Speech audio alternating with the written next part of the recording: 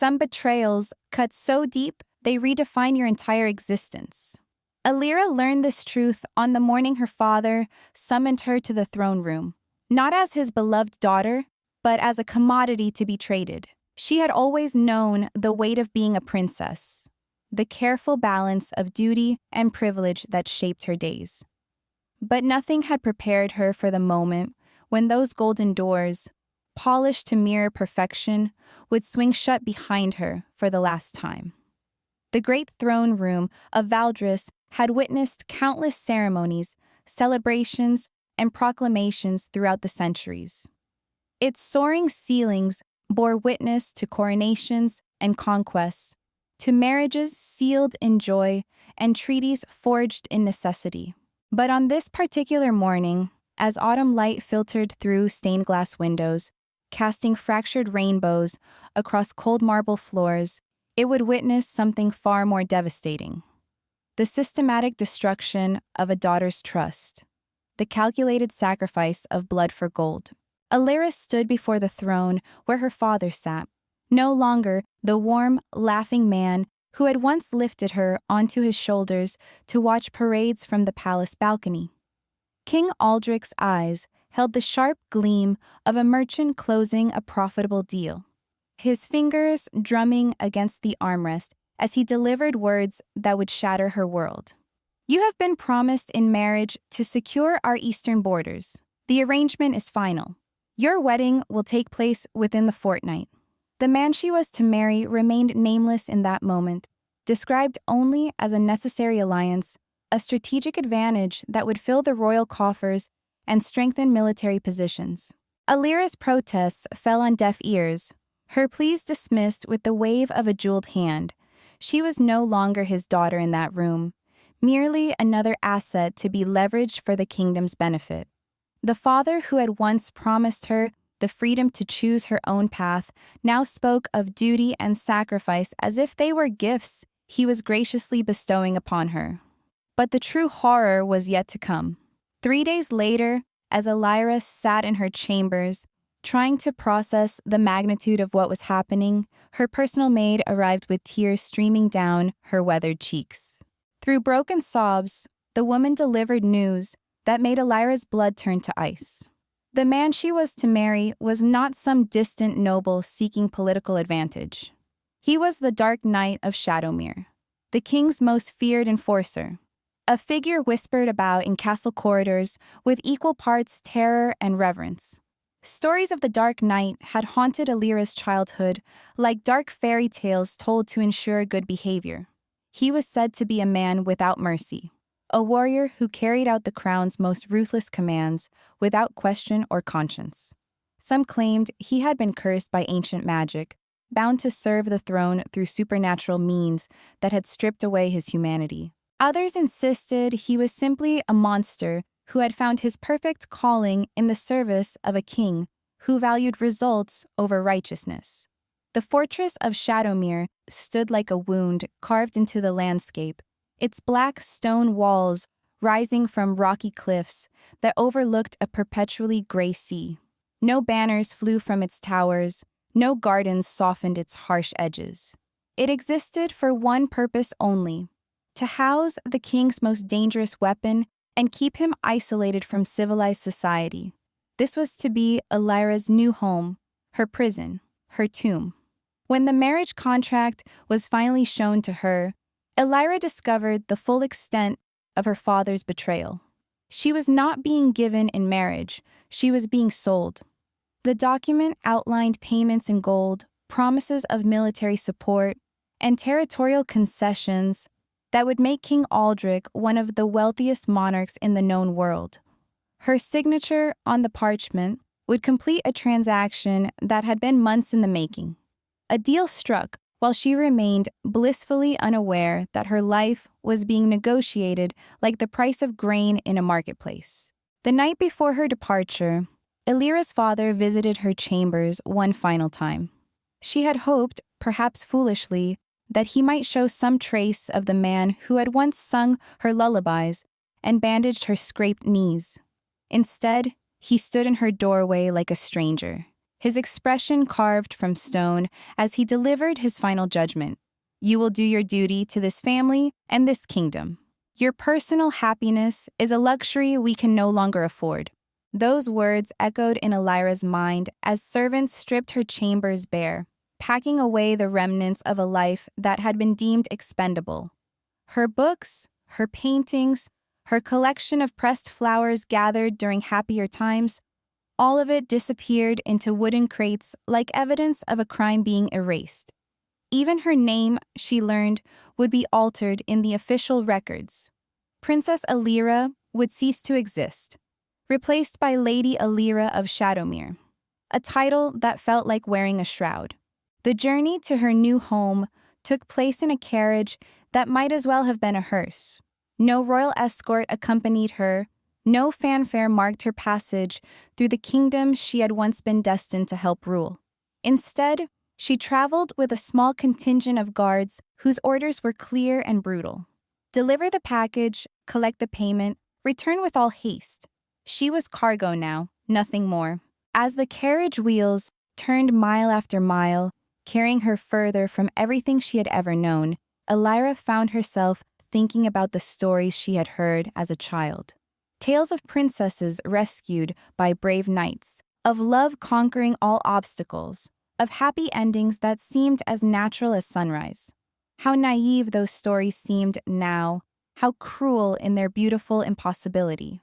There would be no rescue for her, no brave knight riding to her salvation. She was being delivered to the very monster from whom heroines were typically saved. The landscape outside her carriage window gradually transformed from the green, rolling hills of her childhood into something harder, more unforgiving. Trees grew sparse and twisted, their branches reaching toward slate-gray skies like skeletal fingers. The very air seemed to grow heavier as they approached Shadowmere, thick with the scent of salt and something indefinably dark that made her skin crawl with unease. When the fortress finally came into view, rising from the mists like a nightmare made manifest, Elira felt the last of her hope crumble into dust. This was not a place where love could flourish, where gentle hearts could find solace. This was a place of shadows and secrets, where light came to die and warmth was a forgotten memory. The massive gates that would soon open to receive her looked less like an entrance and more like the maw of some great beast preparing to swallow her whole. Yet even as terror seized her heart and her hands trembled with the weight of her fate, something deep within Elira's spirit refused to break entirely. She had been betrayed, abandoned, and sold like livestock, but she was still breathing. She still possessed her mind, her will, her capacity to choose how she would face whatever horrors awaited her beyond those forbidding walls. If she was to be a prisoner, she would be a prisoner with dignity. If she was to suffer, she would suffer on her own terms. The carriage began its final approach to Shadowmere, wheels crunching over gravel that seemed to whisper warnings with every rotation. Soon, very soon, she would meet the man who had purchased her like property, the Dark Knight whose very name sent shudders through the bravest souls in the kingdom. She had no idea what to expect from this encounter, no way to prepare for what lay ahead. But as the gates of Shadowmere loomed larger with each passing moment, Elira made herself a promise that would prove to be more important than she could possibly imagine. Whatever happened to her in this place of shadows, whatever cruelties awaited her at the hands of the man she was being forced to marry, she would not lose herself entirely. She would remember who she had been before this betrayal, and she would fight to preserve whatever pieces of that person she could salvage from the wreckage of her former life. The carriage rolled through the gates, and Princess Elira of Valdris began the final journey toward her uncertain destiny. The fortress gates closed behind her with a finality that seemed to echo through her very bones. Elira sat frozen in the carriage as it rolled to a stop in the central courtyard, her eyes taking in the stark reality of Shadowmere. Everything here was carved from black stone that seemed to absorb light rather than reflect it. The walls rose impossibly high, creating a sense of being trapped at the bottom of a well. No flowers bloomed in this place, no birds sang from hidden perches. Even the air felt different, heavy with the weight of countless dark deeds carried out in service to the crown. The carriage door opened with a creak that sounded unnaturally loud in the oppressive silence.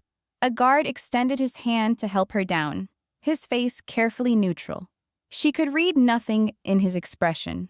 No pity, no curiosity, nothing that might give her insight into what awaited her. As her feet touched the ground, she felt as though she were stepping into her own grave. And then she saw him. The dark knight stood at the top of the stone steps leading to the main entrance, a figure that seemed to command the very shadows around him. He was taller than she had expected, broader through the shoulders, with a presence that made the air itself seem to thicken. His armor was not the polished silver of ceremonial guards, but practical black steel that bore the marks of countless battles. No decorations adorned his chest. No family crest proclaimed his heritage. He existed beyond such mortal concerns, a weapon given human form. But it was his face that truly stole her breath. She had expected a monster, some twisted visage that would explain the fear his name inspired throughout the kingdom. Instead, she found herself looking at a man whose features were sharp and defined, handsome in a way that made her chest tighten with unexpected recognition. His dark hair was pulled back, revealing eyes that seemed to hold depths of experience far beyond his apparent years. Yet there was something wrong with those eyes, something that spoke of wounds that had never properly healed. He descended the steps with measured precision, each movement controlled and purposeful. When he stopped before her, close enough that she could see the scars that marked his hands, close enough to catch the scent of leather and steel that clung to him like a second skin, she realized she was holding her breath. The silence stretched between them, heavy with the weight of a future neither had chosen. When he finally spoke, his voice was not the harsh growl she had anticipated, but something low and careful, as though he were handling something fragile that might shatter at the slightest provocation. "Lady Elira, you are welcome at Shadowmere. I am Alaric. No flowery speeches about honor and duty, no false promises about happiness or contentment, just a simple acknowledgement of her arrival and his identity." She found herself grateful for the honesty, for the absence of pretty lies that would have felt like salt in her wounds. He was not pretending this was anything other than what it was. A transaction completed, a bargain fulfilled. She managed to find her voice, though it sounded strange to her own ears. "Sir Alaric."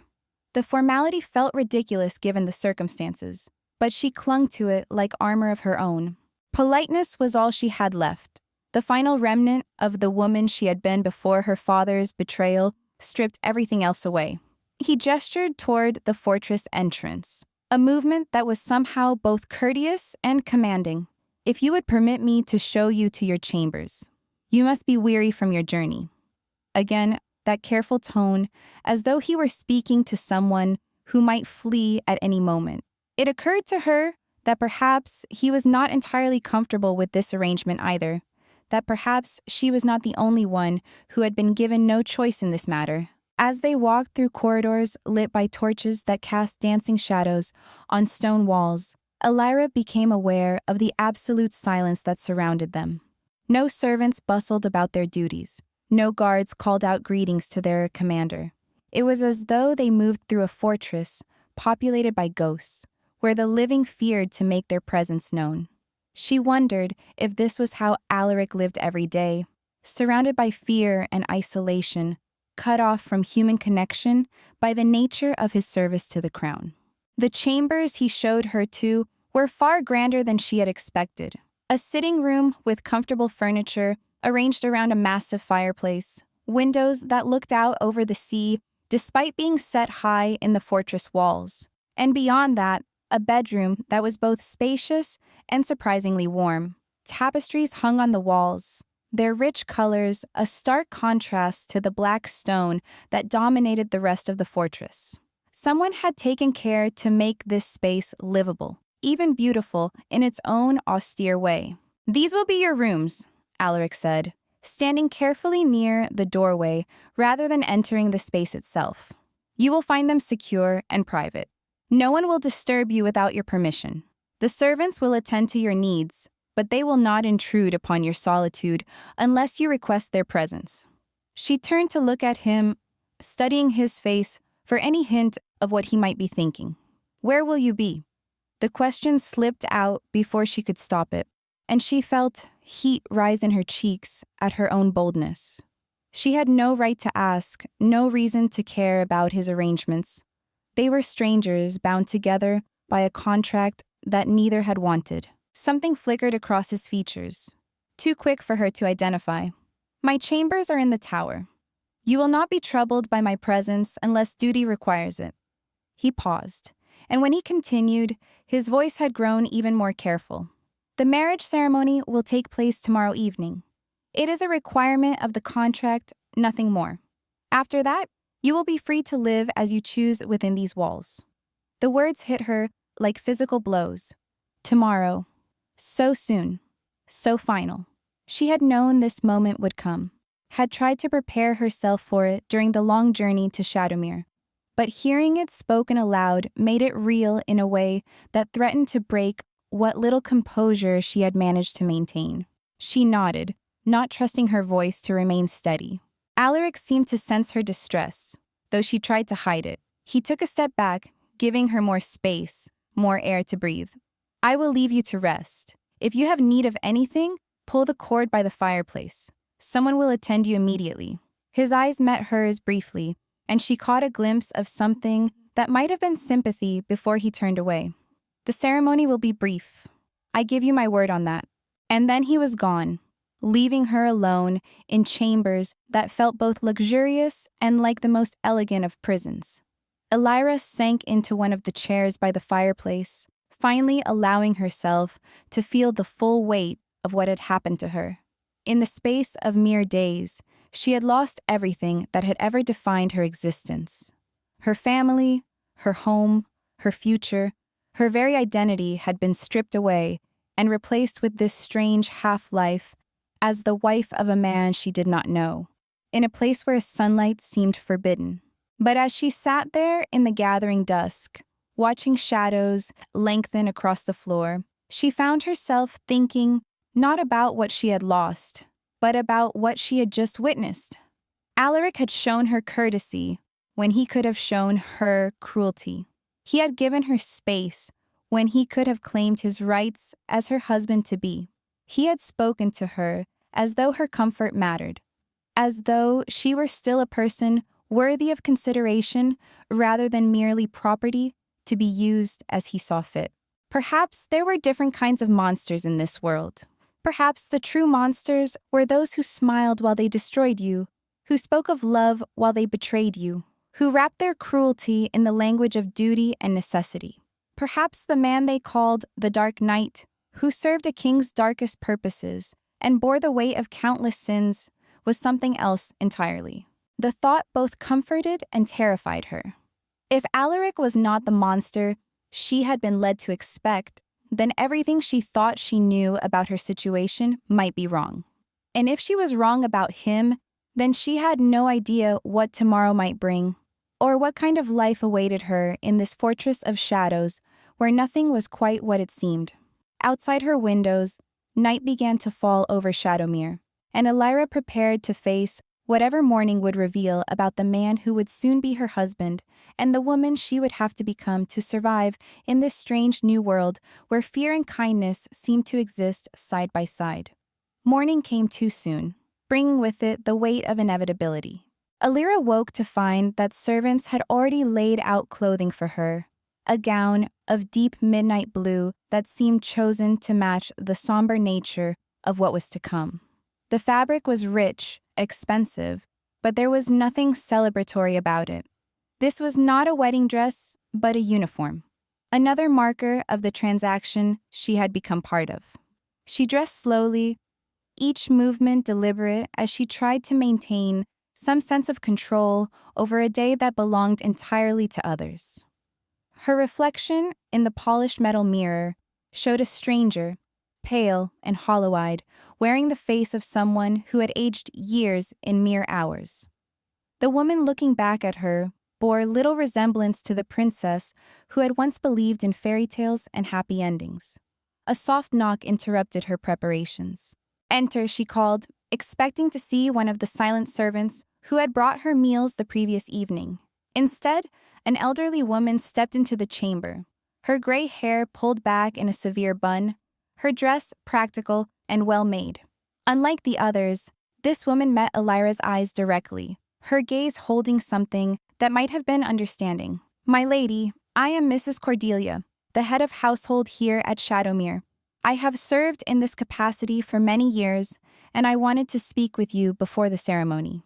Her voice carried the authority of someone accustomed to managing difficult situations with quiet competence. "May I sit with you for a moment?" Elira nodded, grateful for any human connection that did not feel scripted or forced. The woman settled into the chair across from her with the careful movements of age, her weathered hands folding in her lap as she studied Elira's face with keen intelligence. "You are afraid," Mrs. Cordelia observed without judgment. "That is understandable. The stories they tell about this place, about my lord, they are designed to frighten. Fear serves the king's purposes, but it does not serve truth." She paused, seeming to weigh her words carefully. "I have watched Lord Alaric for 15 years. I have seen him return from missions that would break lesser men, watched him carry burdens that were never meant for any single soul to bear. But I have also seen him tend injured animals with infinite patience, ensure that every person under his protection is fed and sheltered, and weep when duty forced him to actions that violated his conscience." The words hung in the air between them, challenging everything Elira thought she knew about the man she was to marry. "Why are you telling me this?" she asked quietly. "Because someone should," Mrs. Cordelia replied simply. "Because you deserve to know that the cage you find yourself in is shared. Lord Alaric did not choose this arrangement any more than you did. The king's commands are absolute, and disobedience means death. Not just for him, but for everyone who depends upon his protection. This fortress houses more than soldiers, my lady. It shelters the broken, the forgotten, the cast-offs that civilized society would rather pretend do not exist." Elira felt something shift inside her chest, a loosening of the tight knot of fear that had been choking her since she learned of her fate. "You mean he is as trapped as I am?" "Perhaps more so," Mrs. Cordelia said softly. "You were betrayed once, by one man. He has been betrayed by an entire kingdom that uses him as their weapon while condemning him for the blood on his hands. He protects them all, and they fear him for it." She stood, smoothing her skirts with practiced efficiency. "The ceremony will be held in the chapel at sunset. It will be brief and witnessed only by myself and Father Benedict, who serves this household. Afterward, there will be a simple meal, and then you may retire to your chambers. Lord Alaric will not intrude upon your privacy unless you invite him to do so." The relief that flooded through Elira was so intense it left her dizzy. She had been bracing herself for horrors that apparently would not come, preparing for violations that would not occur. "Thank you," she whispered, "for telling me, for helping me understand." Mrs. Cordelia's stern expression softened slightly. "We must take care of one another here, my lady. That is how we survive what the world has done to us." She moved toward the door, then paused. "One more thing. Lord Alaric has given orders that you are to be addressed by your proper title and name. You are Princess Elira, regardless of what any document or decree might say. In this place, you will be honored for who you truly are." The hours until evening passed in a strange haze of preparation and reflection. Servants came and went, ensuring every detail was perfect, while maintaining the respectful distance that seemed to be the rule at Shadowmere. Elira found herself studying the tapestries that decorated her chambers. recognizing scenes from ancient legends where heroes faced impossible odds and somehow found ways to triumph. She wondered if whoever had chosen these decorations understood the irony, or if they had been selected precisely because they offered hope to those who had none. As the sun began its descent toward the horizon, Mrs. Cordelia returned to escort her to the chapel. The small sanctuary was tucked away in one of the fortress towers, its windows facing west to catch the last light of day. Candles flickered on the simple altar, and the stone walls seemed to absorb the soft glow, creating an atmosphere of quiet reverence rather than the oppressive darkness she had expected. Father Benedict was a thin man with gentle eyes who greeted her with genuine warmth. "My child," he said, taking her hands in his. "I know this day brings you sorrow rather than joy, but know that you are welcome here, and that whatever tomorrow may bring, you will not face it alone." The words carried the weight of sincere faith, offering comfort without false promises. Then Alaric entered the chapel, and Elira felt her breath catch. He had traded his battle-worn armor for formal attire. A dark tunic embroidered with silver thread, leather boots polished to a mirror shine. His hair was still pulled back, but he had shaved, revealing the strong lines of his jaw and the faint scars that marked his throat. He looked younger somehow, less like the fearsome dark knight of legend and more like a man facing his own difficult duty. He approached slowly, his eyes never leaving her face. When he stopped before the altar, he offered her a small bow that managed to convey both respect and regret. "Princess Elira, you look beautiful." The compliment was quietly spoken, without artifice or expectation, simply an acknowledgement of truth. "Thank you," she replied, surprised by how steady her voice sounded. "Sir Alaric, you look well also." It was a small exchange, but it felt important somehow. This moment of ordinary courtesy in extraordinary circumstances. Father Benedict cleared his throat gently. "Shall we begin?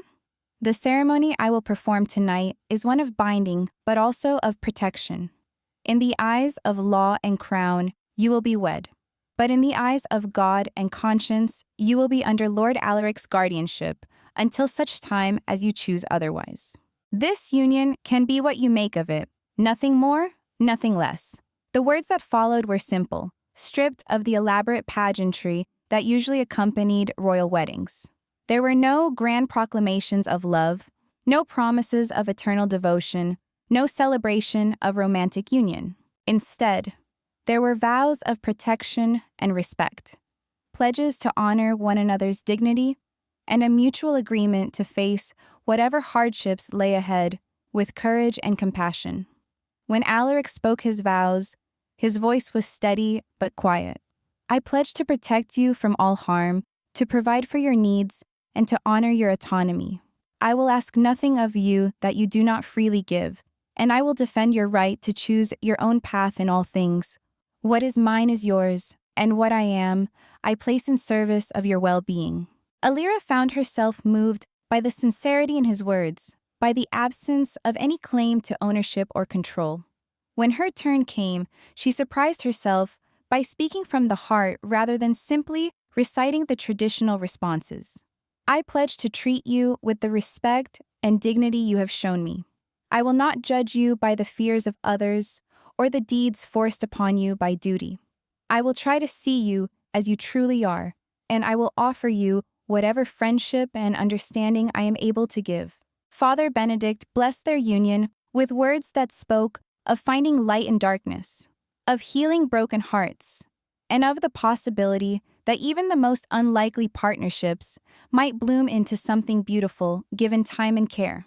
When he pronounced them husband and wife, there was no kiss to seal the bond, only a moment of shared silence that felt more profound than any passionate embrace. The meal that followed was served in Alaric's private dining chamber, a smaller, more intimate space than the great hall. Mrs. Cordelia had outdone herself, preparing dishes that were both elegant and comforting. They ate in companionable quiet, occasionally commenting on the food or the view from the windows, but mostly just existing together without the pressure of conversation they were not ready to have. As the evening drew to a close, Alaric walked her back to her chambers. At the door, he paused, his hand resting lightly on the frame. "Elira," he said quietly, using her name for the first time. "I want you to know that nothing has to change for you. These rooms are yours for as long as you wish them. No one will disturb your peace or make demands upon your time. You are free to explore the fortress, to use the library, to walk in the gardens. This is your home now, not your prison." She looked up at him, taking in the tired lines around his eyes, the careful way he held himself apart from her. "What about you?" she asked. "What do you need from this arrangement?" His smile was sad and brief. "Only your safety and your contentment. That is enough for me." He stepped back, giving her space to enter her chambers. "Good night, princess. Sleep well." As her door closed behind her, Elira realized that something fundamental had shifted during the course of this strange, quiet evening. The terror that had consumed her for days had transformed into something else entirely. Not happiness, not yet, but a curious sense of possibility. She had married a man she barely knew, but she had also discovered that kindness could exist in the most unlikely places, that gentleness could wear armor, and that perhaps her story was not ending, but simply taking an unexpected turn. Standing by her window, looking out over the moonlit sea, she allowed herself to imagine what might be possible in this place of shadows and secrets. Perhaps she could find peace here. Perhaps she could even find purpose. And perhaps, in time, she might discover what lay beneath the careful restraint of the man who had just promised to protect her while asking for nothing in return. The thought both frightened and intrigued her. Tomorrow would bring new challenges, new discoveries about this strange life she had been forced to accept. But tonight, for the first time since her father's betrayal, she felt something other than despair. Tonight, she felt the faintest stirring of hope. The weeks that followed their quiet wedding settled into a rhythm that surprised Elira with its gentleness. Each morning brought the soft sound of servants moving through distant corridors, the distant crash of waves against the cliffs below, and the gradual realization that she was waking without the crushing weight of dread that had become her constant companion. Shadowmere, for all its forbidding appearance, had begun to feel less like a prison and more like a sanctuary where broken things came to mend in their own time. Alaric kept his word about not intruding upon her solitude, but his presence made itself known in countless small ways. Fresh flowers appeared on her windowsill each morning, wildflowers gathered from the hidden gardens she had yet to discover. Books materialized on her reading table, carefully selected volumes of poetry and philosophy that spoke to interests she had never shared with anyone. The fireplace in her chambers never grew cold, though she never saw who tended it. These gestures spoke of attention without intrusion, of care offered freely without expectation of return. She began to explore the fortress during the long afternoon hours, when the autumn sun cast its weak light through narrow windows and made even the black stone walls seem less oppressive. Shadowmere was far larger than she had initially realized, its corridors branching into unexpected chambers and alcoves. She discovered a library that rivaled the royal collection, its shelves stretching from floor to ceiling and filled with texts in languages she recognized and others that remained mysterious. Someone had spent years, perhaps decades, gathering knowledge from across the known world and preserving it here in this place, where few would ever think to look. The gardens were another revelation entirely. Hidden behind the main structure of the fortress, protected from harsh sea winds by carefully constructed walls, lay a series of terraced spaces where life flourished against all odds. Here grew herbs for healing and cooking, vegetables that could survive the harsh coastal climate, and flowers that bloomed in defiant splashes of color. An elderly man tended these spaces with the devotion of someone who understood that beauty was not a luxury but a necessity for the soul. He nodded to her respectfully when their paths crossed, but never spoke unless she addressed him first, maintaining the careful distance that seemed to govern all interactions at Shadowmere. It was in these gardens that she first began to understand the truth about the man she had married. Hidden among the practical plants were memorial stones, small markers, bearing names and dates that spoke of lives lost in service to the crown. Some bore the simple inscription of a soldier fallen in battle. Others marked the passing of civilians who had found refuge here before meeting their end. But what struck her most deeply were the carefully tended plots around each marker. The flowers planted with obvious care. The evidence that someone visited these graves regularly to ensure they were never forgotten. When she asked Mrs. Cordelia about the memorial garden, the older woman's expression grew thoughtful. "Those are Lord Alaric's people," she explained quietly. "Soldiers who served under his command, refugees who sought shelter here, servants who became family. He remembers them all, visits their graves each morning before dawn. He says it reminds him why the darkness of his work matters, why protecting the innocent justifies the blood on his hands." The revelation shifted something fundamental in Alira's understanding of her husband. The man she had been taught to fear as a heartless weapon carried the weight of every life that had been touched by his choices. He honored the dead not because duty demanded it, but because his conscience could not bear to let them be forgotten. This was not the behavior of a monster, but of someone whose humanity had been tested and refined rather than destroyed by the terrible necessities of his position. Their first real conversation came 3 weeks after their wedding, during one of the fierce autumn storms that lashed the coastline with rain and wind. Alira had been reading in the library when the tempest struck, and rather than attempt to navigate the corridors in darkness, she had settled deeper into her chair to wait out the worst of the weather. She was absorbed in a volume of ancient poetry when she became aware that she was no longer alone. Alaric stood in the doorway, water dripping from his travel cloak, his dark hair plastered to his head. He had obviously just returned from some mission, and exhaustion lined his features like physical wounds. For a moment, they simply looked at each other, two people sharing space without the careful choreography that usually governed their interactions. "Forgive the intrusion," he said finally, his voice rougher than usual. "I did not expect to find anyone here at this hour. I can leave if you prefer solitude." Something in his tone, perhaps the bone-deep weariness or the careful politeness that never quite masked his own loneliness, made her shake her head. "Please, stay.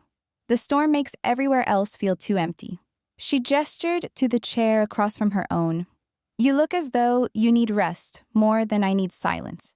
He hesitated for a long moment, clearly weighing whether his presence might disturb her peace. Finally, he moved into the room, though he chose a chair that maintained respectful distance between them. "Thank you. The roads were treacherous in this weather. I confess I had hoped to reach home before the worst of it arrived." Home. The word hung between them, heavy with implications neither was quite ready to examine. This place of shadows and secrets had become home to her as well, though she had never expected to think of it in such terms. The silence that followed was not uncomfortable but contemplative. Two people processing the strange turns their lives had taken. Alira found herself studying his profile as he stared into the fire, noting the way exhaustion had stripped away some of the careful control he usually maintained. There were shadows beneath his eyes that spoke of sleepless nights, lines of tension around his mouth that suggested burdens carried alone for far too long. Whatever mission had taken him from Shadowmere had clearly demanded a price he was reluctant to pay. The storm raged for hours, trapping them together in the warm circle of firelight while wind howled through the corridors beyond. They spoke little at first, but gradually conversation began to flow between them. He asked about her reading, and she found herself describing the poetry she had discovered. The way certain verses seemed to capture emotions she lacked words to express.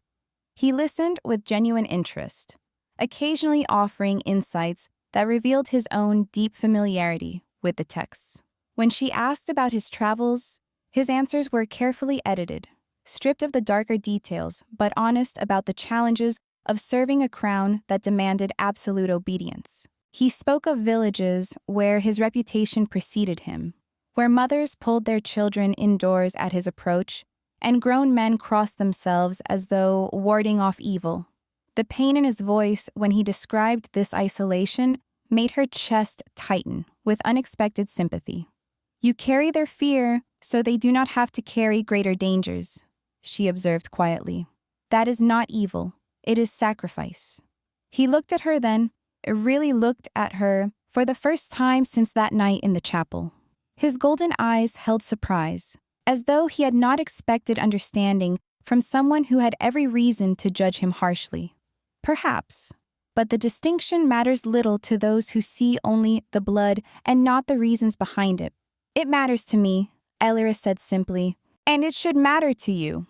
The man who tends memorial gardens and ensures no name is forgotten is not the monster they believe you to be. You know who you truly are, and that knowledge should count for something." Something shifted in his expression, a loosening of defenses that had been held in place for so long they had become part of his very structure. For the first time since she had arrived at Shadowmere, he seemed to truly see her, not as an obligation or a burden, but as a person whose opinion held value. The moment stretched between them, fragile and important, a first tentative step towards something that might eventually become trust. The storm began to abate as dawn approached, and with the returning light came the return of careful distance. But something had changed during those hours of shared solitude. The polite strangers who had married for duty and convenience had glimpsed the possibility of something deeper, something that might grow, given time and patience. In the days that followed, their interactions took on a different quality. Alaric began joining her for the evening meal. Not every night, but often enough that she found herself looking forward to his company. Their conversations ranged from books and philosophy to the practical challenges of managing a fortress filled with people who had nowhere else to go. She learned that Shadowmere served as more than just the Dark Knight's stronghold. It was a refuge for those whom society had discarded or forgotten. Former soldiers, broken by war, lived here in quiet dignity, their service honored even when their minds or bodies could no longer serve.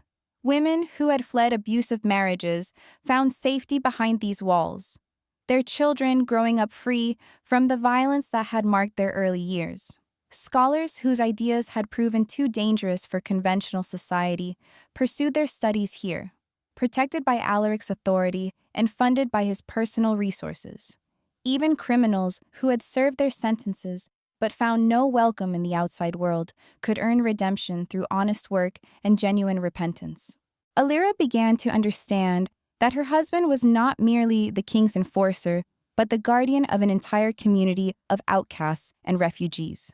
The gold he earned through his dark service to the crown went not to personal luxury, but to maintaining the sanctuary where broken souls could heal and discarded lives could find new purpose. This revelation transformed her understanding of everything she had observed since arriving at Shadowmere. The respectful distance maintained by servants was not fear, but gratitude. The quiet efficiency with which the fortress operated reflected not military discipline, but genuine care for a shared home. Even the memorial garden took on new meaning when she realized it honored not just the dead, but the commitment to remember those whom the rest of the world preferred to forget. As winter settled over the coastal fortress, bringing with it longer nights and fiercer storms, Alira found herself drawn deeper into the rhythms of life at Shadowmere. She began helping Mrs. Cordelia with the household accounts, her education in languages and mathematics proving valuable in managing resources and correspondence. She worked alongside the elderly gardener, learning which plants could survive the harsh climate and which needed protection during the worst weather. Most importantly, she began to know the people who called this place home. There was Marcus, a former cavalry officer whose injuries had ended his military career, but whose strategic mind proved invaluable in organizing the fortress defenses. Sarah, who had arrived with 3 young children and a face marked by violence, now served as teacher to all the children at Shadowmere. Her gentleness, a healing balm for young souls who had seen too much darkness. Brother Thomas, a monk whose theological writings had been deemed heretical, maintained the fortress library and served as spiritual counselor to anyone who sought his guidance. Each person she met had a story of loss and redemption, of finding family among fellow outcasts, of discovering that worth was not determined by birth or status, but by the willingness to care for others who had nowhere else to turn. They welcomed her, not because she was Alaric's wife, but because she showed genuine interest in their lives and offered her own skills in service of their shared community. Through it all, Alaric remained a constant but careful presence. She would catch glimpses of him training with the guards in the early morning hours, his movements fluid and deadly despite the obvious care he took never to seriously injure his sparring partners. She saw him listening patiently to disputes between residents, his judgments fair and thoughtful. She watched him comfort a child who had woken from nightmares, his scarred hands gentle as he checked for fever or adjusted blankets. These observations began to paint a picture of a man who had been shaped by violence but had chosen compassion wherever possible. The dark knight who struck terror into the hearts of the kingdom's enemies was also the protector who ensured that no one under his care went hungry or undefended. The weapon forged by royal command was also the guardian who had created something beautiful and necessary in this place, where society's rejects could find belonging. Winter deepened, and with it came the longest nights of the year. It was during one of these endless dark periods that Elira made a discovery that would change everything she thought she knew about her marriage and her place at Shadowmere. Unable to sleep, she had been walking the corridors when she heard the sound of quiet weeping coming from one of the unused chambers. Following the sound, she discovered a young woman sitting on the floor of what had once been a nursery, clutching a bundle of infant clothes to her chest. The woman looked up with tear-streaked cheeks, her face a mask of grief so profound it took Elira's breath away. "I'm sorry, my lady," the woman whispered, scrambling to her feet. "I didn't mean to disturb anyone. I couldn't sleep, and sometimes being here helps me remember her voice." Elira stepped into the room, her heart breaking at the sight of carefully preserved toys and a cradle that would never again hold its intended occupant. "What was her name?"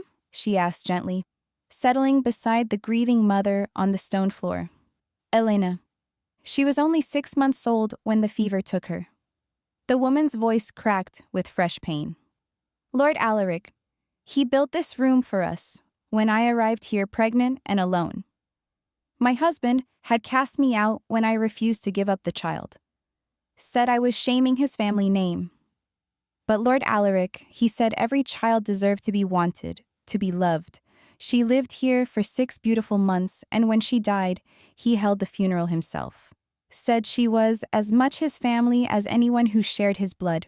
The story shattered something inside Elira's chest. She had been so focused on her own suffering, her own loss, that she had failed to see the deeper currents of pain that flowed through this fortress. Everyone here carried wounds that had never fully healed, losses that had reshaped their understanding of what family could mean. Over the following days, Elira began to see Shadowmere with new eyes. The quiet efficiency she had admired was born from shared understanding of what it meant to rebuild after loss. The respectful distance was not coldness, but recognition that healing required space to breathe. And Alaric, the man she had married out of duty and necessity, was revealed as someone who had taken his own profound loneliness and transformed it into sanctuary for others who had nowhere else to belong. She started seeking him out more deliberately, not waiting for chance encounters, but actively choosing his company. She would appear in the training yard during his morning exercises, offering water and quiet conversation. She began joining him for his evening walks along the fortress walls, where he would point out ships on the distant horizon and tell her stories of the lands they might be traveling to. These conversations slowly grew more personal, more honest. He told her about the first time he had been forced to kill in service to the crown, how the necessity of the act had not lessened its weight on his conscience. She shared memories of her childhood, of the father who had once loved her before power and greed consumed his heart. They talked about books they had read, dreams they had abandoned, fears that kept them awake in the darkest hours. One evening, as they stood watching the sunset paint the sea in shades of gold and crimson, Alaric turned to her with an expression she had never seen before. "Alira," he said quietly, "I need you to know something. This marriage, this arrangement, it doesn't have to remain what it began as. If you wish it, we can seek annulment. I have connections who could arrange safe passage to distant lands where you could start again, free from any connection to me or to the crown that betrayed you." The offer should have filled her with relief, should have answered prayers she had whispered during those first terrible weeks. Instead, she felt only a hollow ache at the thought of leaving this place that had become her refuge, these people who had become her family, this man who had shown her what true strength looked like. "And if I don't wish it?" she asked, her voice barely audible above the sound of waves against the cliffs below. Something flickered in his golden eyes, hope warring with disbelief. "Then you would stay? Here, with me, with all of this? You would choose a life that offers no crown, no status, nothing but the love of people the world has forgotten?" She looked into his eyes, those golden depths that had once seemed so distant, and saw her answer reflected there. "I choose this," she said simply. "I choose you. I choose us. I choose the life we could build together. Not because I have no other options, but because this is where I belong. Here, among the forgotten and the cast aside, with the man who taught me that love doesn't announce itself with fanfare. It arrives quietly, in small gestures and patient understanding, growing strong in the spaces between words." And so, Alira discovered the truth that no fairy tale had ever dared to whisper. Sometimes, the greatest love stories begin not with a prince rescuing a princess, but with two broken souls choosing to heal together. Sometimes, the monster turns out to be the hero, and sometimes being cast aside by those who should love you unconditionally leads you exactly where you were always meant to be. In the fortress of shadows, where the world's outcasts found family, a banished princess and a feared knight wrote their own ending. One built not on crowns or conquest, but on the revolutionary act of choosing love over fear, again and again, until it became as natural as breathing.